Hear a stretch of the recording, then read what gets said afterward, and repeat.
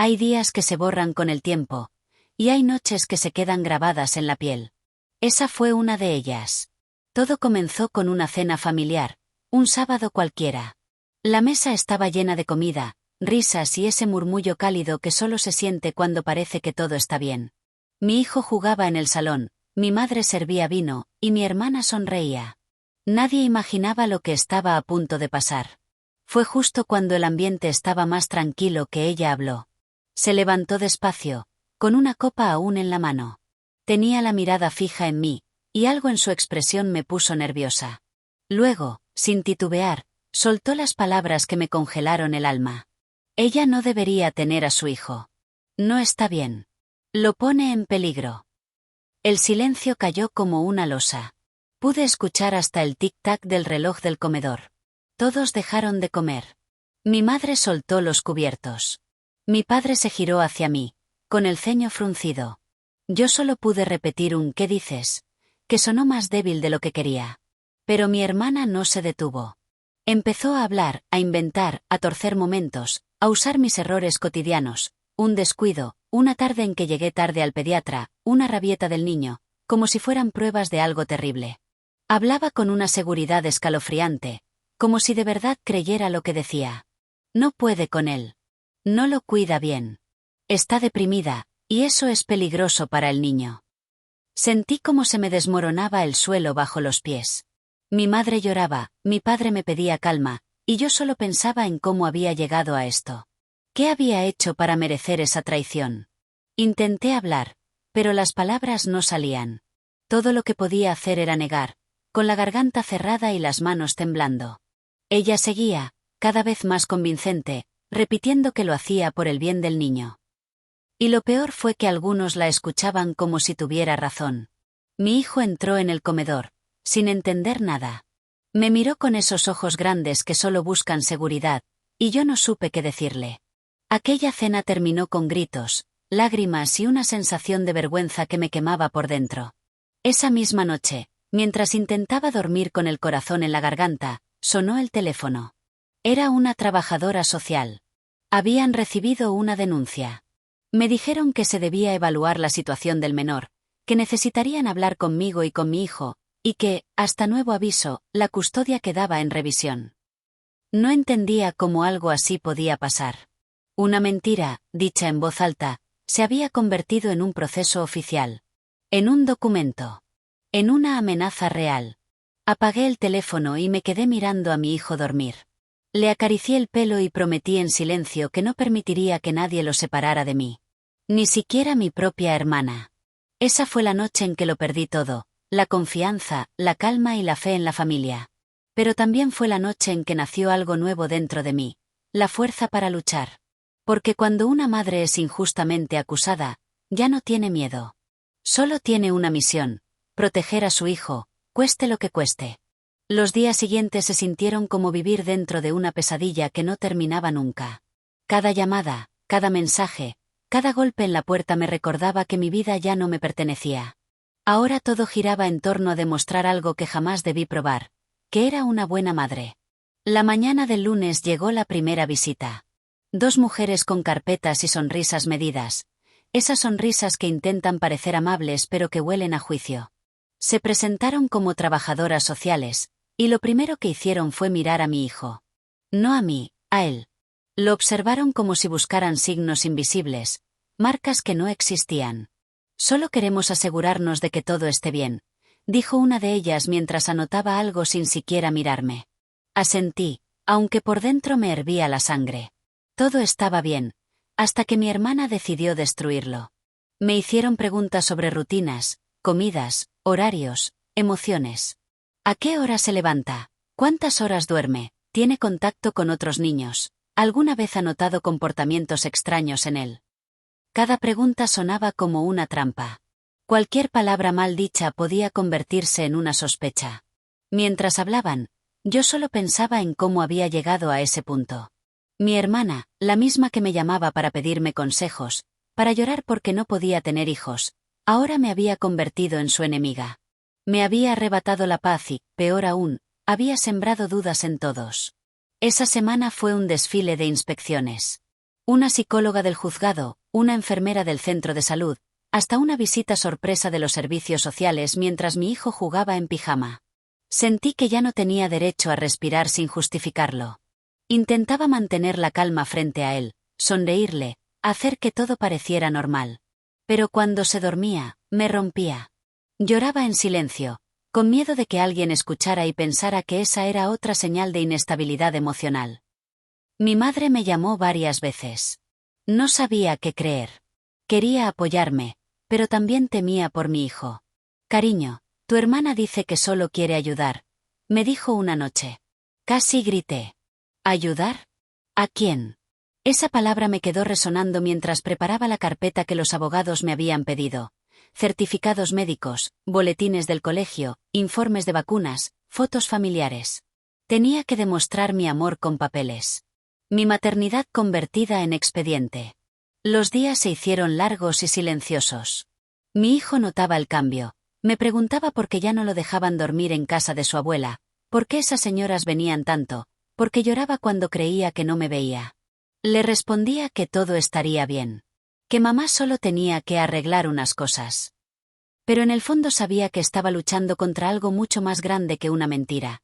Estaba peleando contra la culpa, el miedo y la manipulación de una persona que me conocía demasiado bien. Porque mi hermana sabía cómo herirme. Sabía mis debilidades, mis inseguridades, mis días malos después del parto. Y había usado todo eso como munición. La trabajadora social me dio una fecha. El día de la audiencia preliminar. Será su oportunidad de demostrar que su entorno es estable, dijo. Demostrar. ¡Qué palabra tan cruel! Esa noche me senté frente a la ventana, viendo las luces de la ciudad. Pensé en todo lo que había perdido en una sola semana, la confianza de mi familia, la tranquilidad de mi hogar, la mirada limpia de mi hijo cuando me veía sin miedo. Y en ese momento lo supe.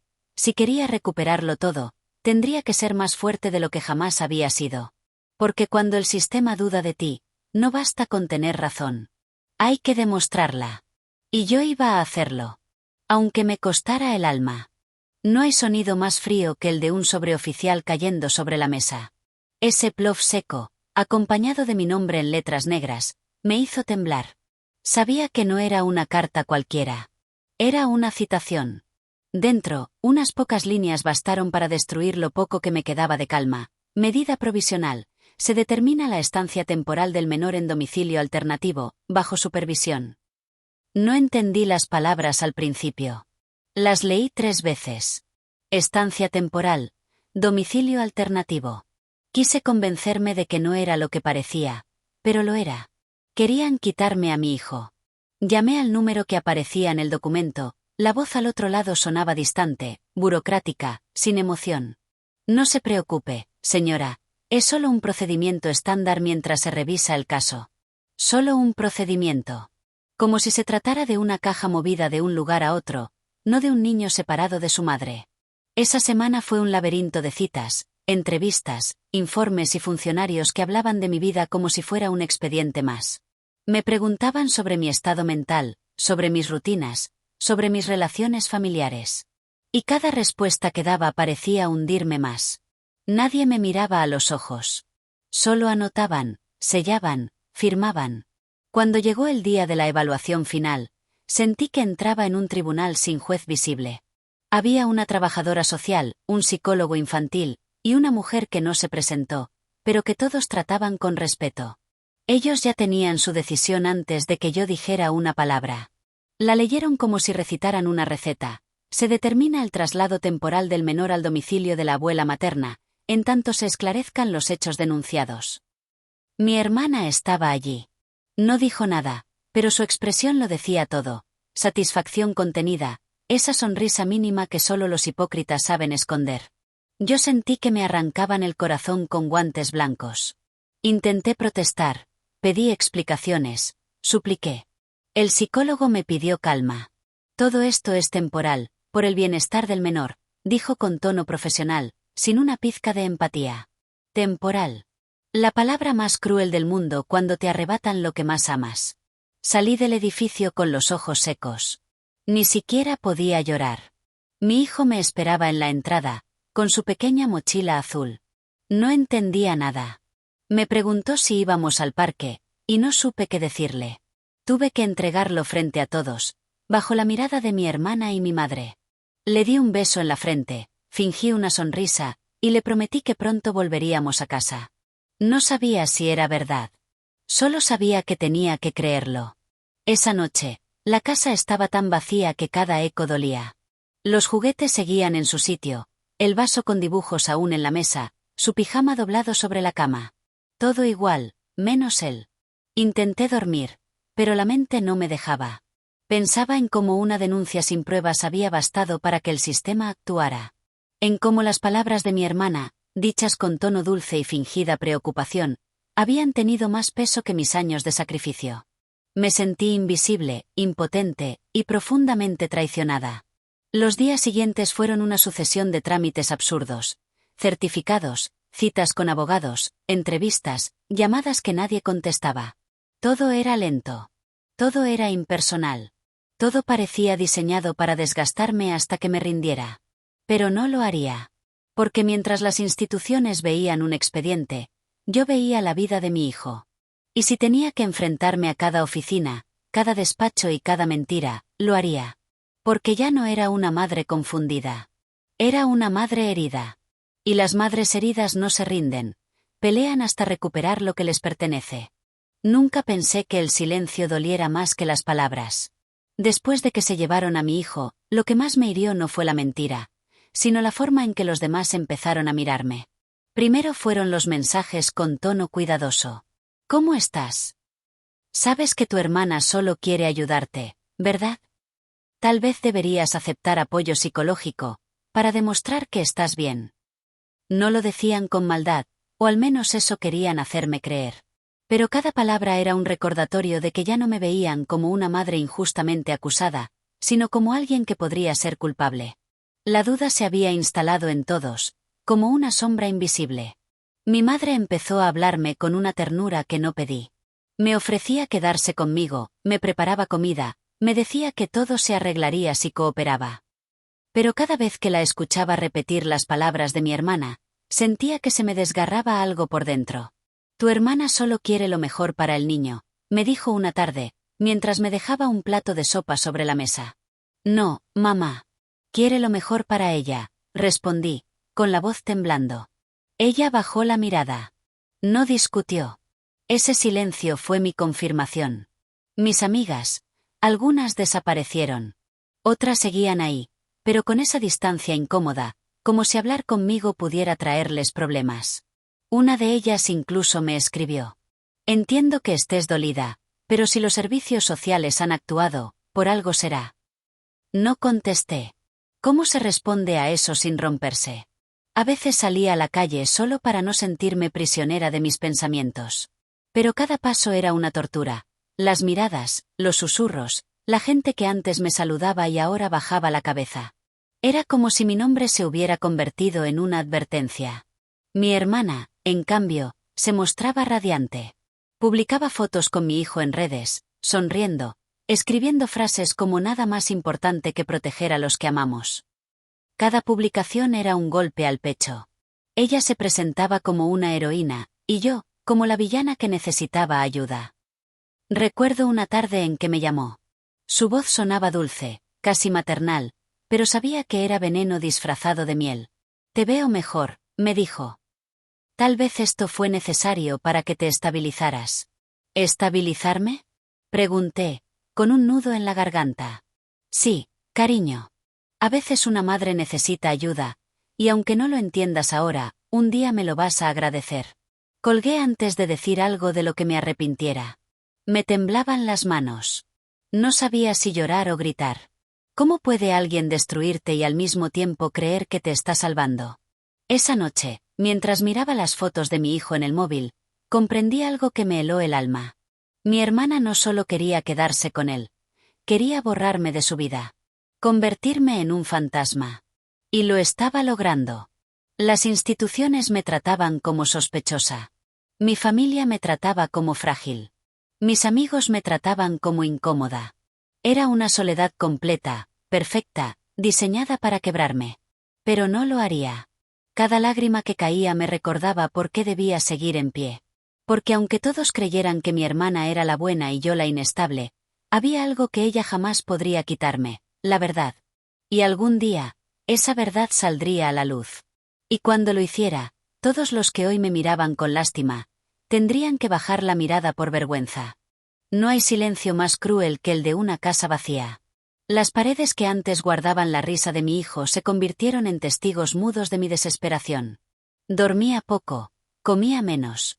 Pero cada vez que pensaba en rendirme, recordaba su voz llamándome mamá y el brillo en sus ojos cuando le leía antes de dormir. Eso me mantenía viva. Empecé a comprender que nadie iba a venir a salvarme. Si quería recuperar a mi hijo, tenía que hacerlo sola.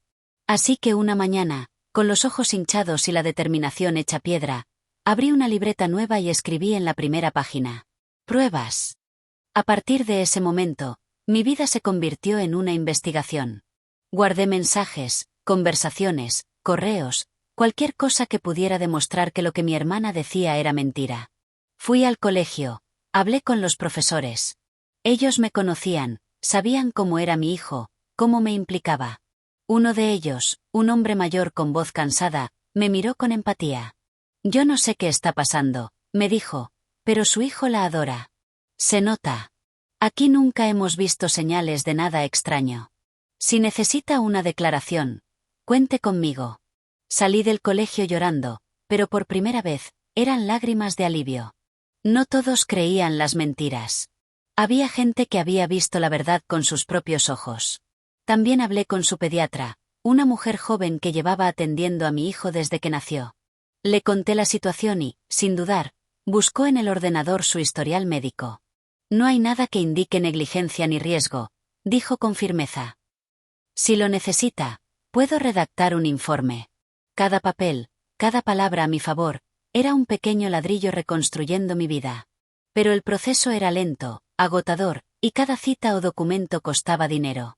Tuve que vender cosas, pedir ayuda, endeudarme. Mi hermana, mientras tanto, seguía con su máscara de buena samaritana, diciendo que esperaba que me recuperara pronto. La hipocresía me hervía la sangre, pero no podía dejar que me viera enfadada. Mi rabia debía convertirse en estrategia. Los días se mezclaban entre correos, llamadas y esperas. A veces me sentía al borde del colapso. Me preguntaba si todo ese esfuerzo serviría de algo. Hasta que un día, algo cambió. Una vecina mayor, que casi nunca hablaba, me llamó desde su puerta cuando pasé frente a su casa. «Ven un momento, cariño», me dijo en voz baja. Entré, confundida. Me ofreció un café y, sin rodeos, me confesó que había visto a mi hermana hablando con una trabajadora social antes de que llegara la denuncia. Parecían muy cercanas, dijo, eligiendo bien las palabras. Y lo que escuché no coincidía con lo que tú me contaste. Esa frase fue una chispa. Una pista. Empecé a revisar fechas, llamadas, y descubrí que la denuncia de mi hermana coincidía con una evaluación que se había adelantado por recomendación familiar. Todo cuadraba. No solo había mentido, había manipulado el proceso para hacerlo parecer legítimo. Fui directamente a mi abogada con todo. Ella me escuchó en silencio, revisó los documentos y al final, sonrió por primera vez. Esto cambia las cosas. Si demostramos que hubo conflicto de interés o falsedad, el caso puede reabrirse. Por primera vez en semanas, respiré sin miedo. No era una victoria todavía, pero sí una grieta en el muro. Una pequeña luz entre tanta oscuridad. Esa noche dormí abrazando una foto de mi hijo. Ya no sentía solo dolor, sentía esperanza. Y esa esperanza, aunque frágil, era mi nueva fuerza. Porque si mi hermana había usado la mentira para destruirme, yo usaría la verdad para reconstruirme. Durante meses, mi hermana perfeccionó una historia que parecía salida de una película. La madre desequilibrada, inestable, incapaz de cuidar a su propio hijo. Y lo peor era que lo hacía con una calma aterradora, como si cada gesto estuviera cuidadosamente ensayado. Empezó con pequeños detalles, comentarios sutiles delante de la familia, frases lanzadas con voz temblorosa, «Yo solo quiero lo mejor para el niño», que dejaban flotando la duda. Luego vinieron las fotos, imágenes cuidadosamente elegidas donde ella aparecía abrazando a mi hijo, sonriente, mientras yo, por cansancio o por simple descuido, no estaba presente. Publicaba todo en redes sociales con mensajes cargados de insinuaciones. Algunos niños no tienen la suerte de tener una tía que los cuide como una madre. El efecto fue inmediato. Vecinos, conocidos y hasta compañeros de trabajo comenzaron a tratarme con cautela. Algunos evitaban preguntar, otros hacían preguntas disfrazadas de preocupación. ¿Estás bien? Se dice que estás pasando por algo complicado. Yo sentía como mi reputación se desmoronaba sin que nadie me diera la oportunidad de hablar. Lo más doloroso llegó cuando me di cuenta de que mi hijo empezaba a repetir frases que no eran suyas. Un día, al abrazarlo, me dijo con voz bajita: «La tía dice que tú estás enferma, pero que me vas a querer igual cuando te cures». Ese fue el golpe más duro. Entendí que mi hermana no solo estaba mintiendo ante los demás, sino que intentaba reescribir mi papel dentro de la mente de mi propio hijo. Mientras tanto, ella se mostraba ante todos como la figura estable, la que solo quiere ayudar, la que aguanta por amor. Incluso llegó a visitar a trabajadores sociales, mostrando mensajes manipulados o sacados de contexto. Presentaba correos, conversaciones y fotos seleccionadas con precisión quirúrgica. Y lo más frustrante era que, a simple vista, todo parecía real. Yo empecé a guardar cada publicación, cada audio, cada mensaje, porque sabía que, tarde o temprano, esa fachada se caería. Pero el daño ya estaba hecho. La gente elegía creer la historia más fácil, la de la hermana sacrificada frente a la madre inestable. Al final de ese capítulo de mi vida, me di cuenta de algo terrible. Las mentiras más poderosas no son las que inventan hechos, sino las que se disfrazan de amor. Y mi hermana sabía usar el amor como un arma. Las primeras reuniones no fueron en un juzgado, sino en una pequeña sala de paredes beige, con sillas duras y un olor constante a café recalentado. Allí me esperaban los trabajadores sociales, una mediadora familiar y, a veces, mi hermana con su sonrisa ensayada. No era un juicio formal, pero se sentía igual de amenazante. Cada palabra que decía parecía pesar toneladas. La primera vez que hablé, sentí que mi voz temblaba más de lo que quería. Intentaba mantener la calma, responder con serenidad, pero sabía que cualquier gesto malinterpretado podía volverse en mi contra. Todo estaba bajo observación, mi tono, mis pausas, incluso cómo miraba a mi hermana. Ella, en cambio, actuaba con una dulzura artificial que engañaba a cualquiera. Llevaba carpetas llenas de papeles, fotos impresas y declaraciones sueltas. Las desplegaba con precisión teatral, como si todo formara parte de una obra donde yo era la villana. Los trabajadores sociales me hicieron preguntas que me parecieron absurdas. ¿Con qué frecuencia juega con su hijo? ¿Suele levantarle la voz? ¿Qué hace usted cuando se siente frustrada? Yo respondía una y otra vez, intentando mantenerme firme, pero cada palabra me recordaba que estaba siendo juzgada por ser madre. A veces me pedían que narrara los hechos en orden. Pero la historia era tan absurda, tan cargada de mentiras, que al contarla en voz alta parecía menos creíble que su versión pulida. Notaba en sus rostros una mezcla de duda y cansancio, como si quisieran que todo terminara pronto. Las visitas a mi casa fueron igual de duras. Entraban con sus carpetas, revisaban cada rincón, anotaban detalles, juguetes en el suelo, platos sin lavar, una colcha arrugada. Cosas normales para una madre que trabaja, pero que bajo su mirada parecían pruebas de descuido. Yo sonreía, ofrecía café, respondía con educación, aunque por dentro me temblaban las manos. En una de esas visitas, una de las trabajadoras me dijo algo que no olvidaré. No se preocupe, solo estamos aquí para garantizar el bienestar del menor. Pero esas palabras no me tranquilizaron. Al contrario, me hicieron sentir pequeña, impotente. Como si mi papel como madre dependiera de informes y opiniones externas. Cada reunión terminaba igual, con un silencio incómodo y promesas de que ya nos volveremos a ver. Y cada vez que mi hermana se despedía fingiendo preocupación, espero que todo se solucione por el bien del niño, sentía que me robaba un poco más de dignidad. Pasaron semanas, y cada pequeño avance se veía opacado por nuevas dudas sembradas por ella. A veces pensaba que no iba a resistir.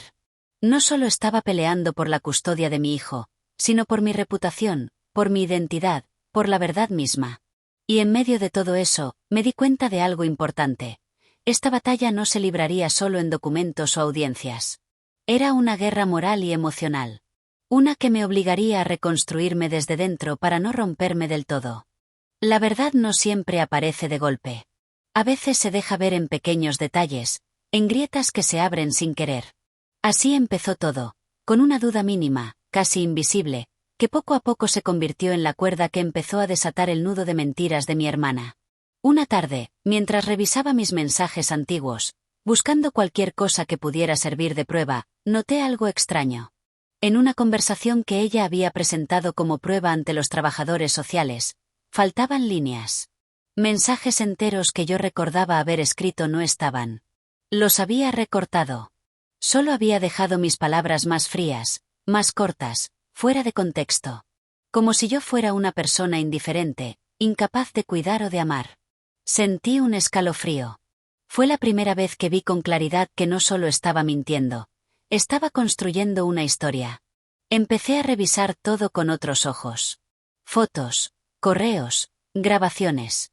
Y entonces aparecieron más cosas que no cuadraban. En una foto que ella había mostrado como evidencia de que mi casa estaba en mal estado, reconocí que el desorden no era mío. Era su salón. El cuadro del fondo, el sofá gris, la lámpara de pie. Todo era suyo. Solo había cambiado el texto y el contexto. La rabia me dio fuerzas. Fui organizando carpeta por carpeta, guardando cada archivo, cada fecha, cada captura. Era como reconstruir una parte de mi vida que alguien había querido borrar. Empecé a sentirme más fuerte, más dueña de la historia. Una vecina me ayudó sin pedírselo. Me contó que había visto a mi hermana grabando vídeos del niño en el parque, cuando aún estaba bajo revisión de custodia.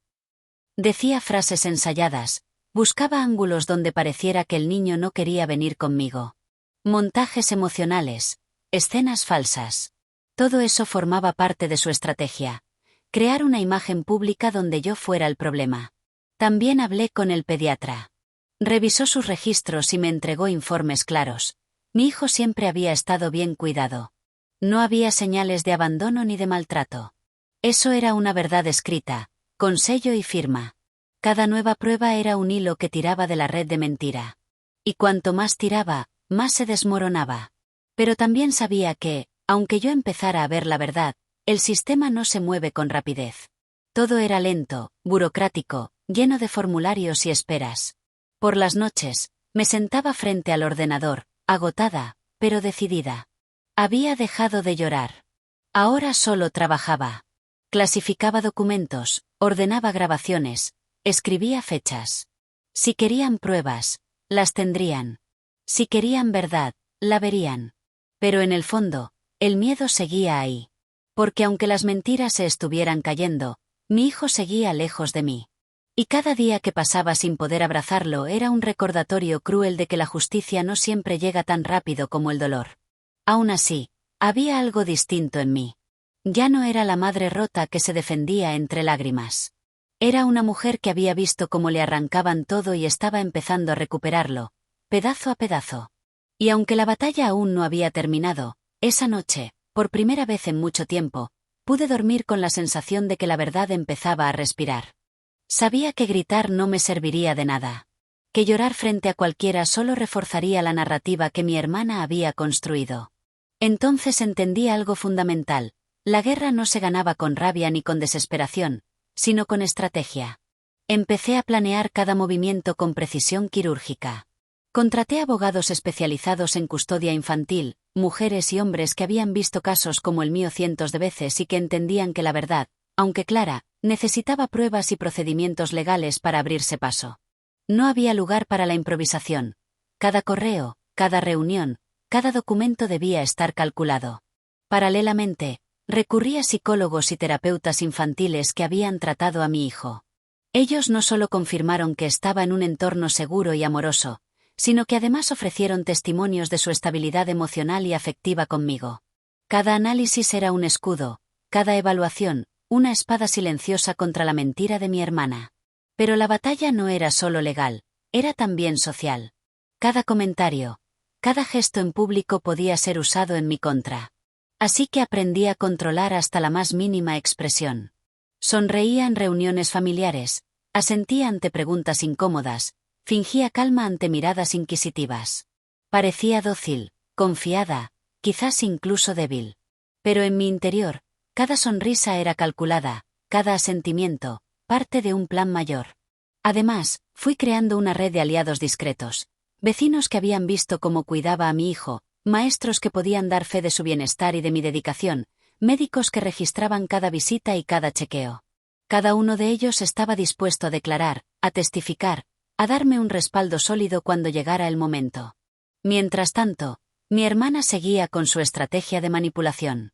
Cada vez que intentaba sembrar dudas o crear escenas dramáticas, yo mantenía la calma. No respondía a provocaciones, no discutía en público, no daba munición. Cada intento suyo de desestabilizarme se convertía en evidencia de que yo estaba en control, de que mi conducta era coherente y responsable. Con el paso de los días, comprendí algo esencial: no se trataba de apresurar la victoria, sino de jugar el juego largo.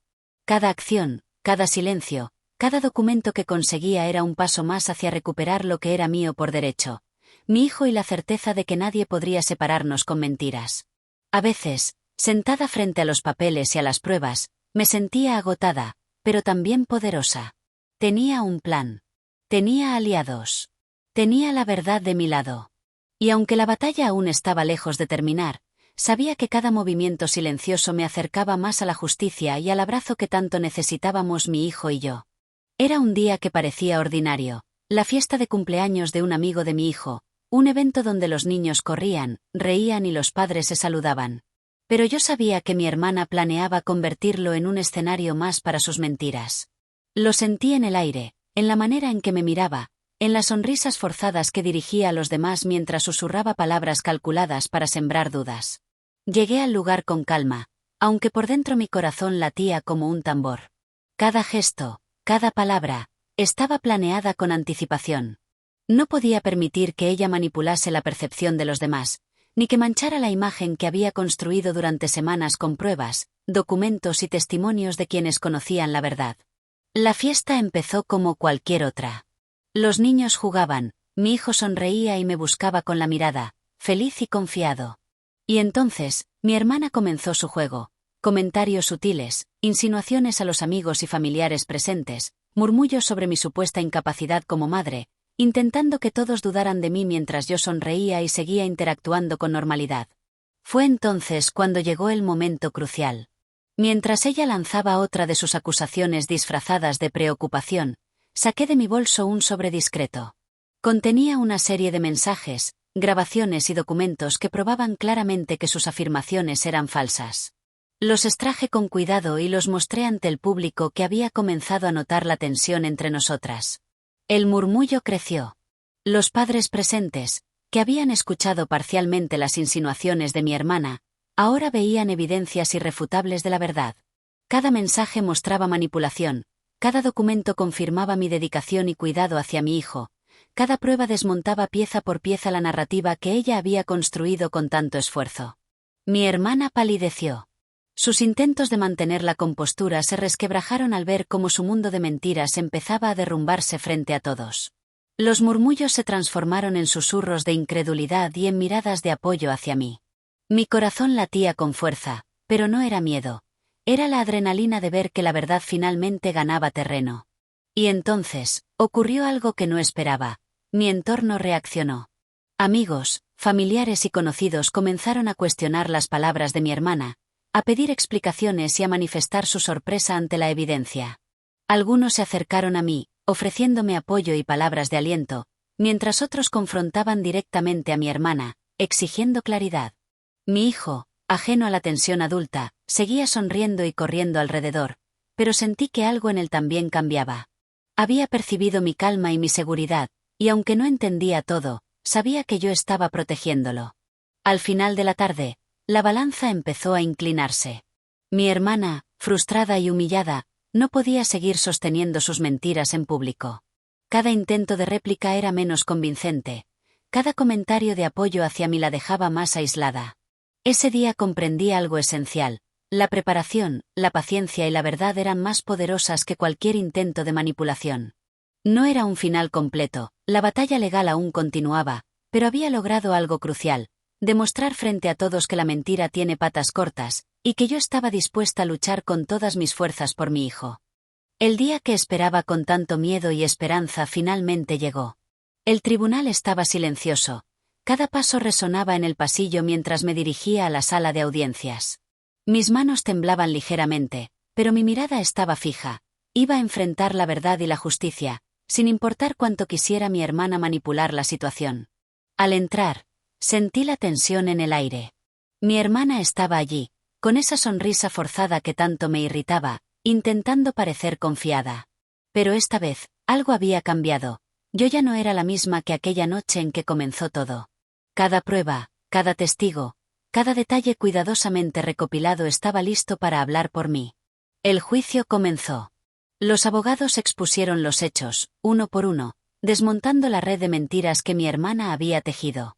Escuché cómo los testimonios de vecinos, profesores y médicos confirmaban mi aptitud como madre, y cómo cada evidencia presentada dejaba cada vez más claro que las acusaciones eran infundadas. Y entonces, llegó el momento del veredicto. La jueza, con voz firme, anunció que la custodia principal de mi hijo me sería otorgada, mientras que mi hermana tendría visitas supervisadas, un resultado que reflejaba equilibrio, pero también un reconocimiento de que sus mentiras habían tenido un impacto temporal. Mi corazón se aceleró, y un torrente de emociones me inundó. Alivio, gratitud y una sensación profunda de justicia. Cuando finalmente salí de la sala, mi hijo corrió hacia mí. Sus brazos se envolvieron alrededor de mi cuello y sentí el calor de su confianza y amor. Fue un reencuentro cargado de emociones, un recordatorio de que todo lo que había pasado, todo el miedo y la desesperación, había valido la pena. Pero la victoria no significaba que todo volviera a ser como antes.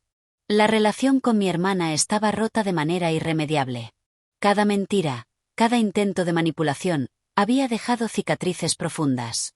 Había aprendido que algunas personas no cambian, y que proteger a los seres que amas requiere coraje, estrategia y determinación. Mientras caminábamos juntos hacia la salida, con mi hijo de la mano, supe que este capítulo de nuestras vidas había terminado, pero que la lección permanecería. La verdad y la paciencia son más poderosas que cualquier intento de manipulación, y nadie, ni siquiera la familia más cercana, puede arrebatar aquello que se defiende con amor y constancia. Han pasado 2 años desde aquel infierno que parecía no tener fin. 2 años en los que cada día fue una oportunidad para reconstruir, sanar y aprender. Al mirar atrás, todavía puedo sentir el peso de la traición de mi hermana y la angustia de perder temporalmente a mi hijo. Pero también puedo sentir la fuerza que nació de ese dolor, la determinación que me enseñó que ninguna mentira puede superar la verdad cuando estás dispuesto a luchar por lo que amas. Mi hijo y yo hemos reconstruido nuestra rutina diaria, paso a paso. Las mañanas comienzan con risas mientras desayunamos juntos, y las tardes están llenas de juegos, tareas y conversaciones que antes me parecían imposibles en medio del caos. Cada momento que compartimos es un recordatorio de que la paciencia y la persistencia finalmente dieron fruto. Él confía en mí, y yo confío en mí misma como madre. La relación con mi hermana nunca se reparó. El daño que causó dejó cicatrices que no se borran, y aprendí que algunas personas no cambian, no importa cuánto lo desees. Aún así, la experiencia me enseñó una lección invaluable: el poder de la verdad y la importancia de proteger a los más vulnerables. Aprendí a cuestionar, a verificar, a no dejarme llevar por apariencias ni palabras vacías, y sobre todo, a defender aquello que es mío y de quienes dependen de mí. Mi familia, los amigos que permanecieron a mi lado, y quienes dudaron pero finalmente vieron la verdad, son testigos de que la integridad y la paciencia pueden superar incluso la mentira más cruel. No fue fácil, y el camino estuvo lleno de lágrimas y noches de insomnio, pero cada paso valió la pena. Hoy, miro a mi hijo y veo su felicidad y seguridad. Veo cómo, a pesar de la tormenta, hemos salido más fuertes, más unidos y más conscientes de la fragilidad y la fuerza de los lazos familiares. Esta historia me recuerda, y les recuerda a todos quienes la escuchan, que la vida puede golpear con injusticia, pero la perseverancia, la claridad y el amor verdadero siempre encuentran la manera de prevalecer. Las cicatrices permanecen, sí, pero no son solo dolor. Son lecciones, recordatorios de resiliencia, valentía y la fuerza de proteger lo que más importa. Y aunque la traición haya marcado nuestra historia, el futuro está en nuestras manos, y es brillante, seguro y lleno de amor.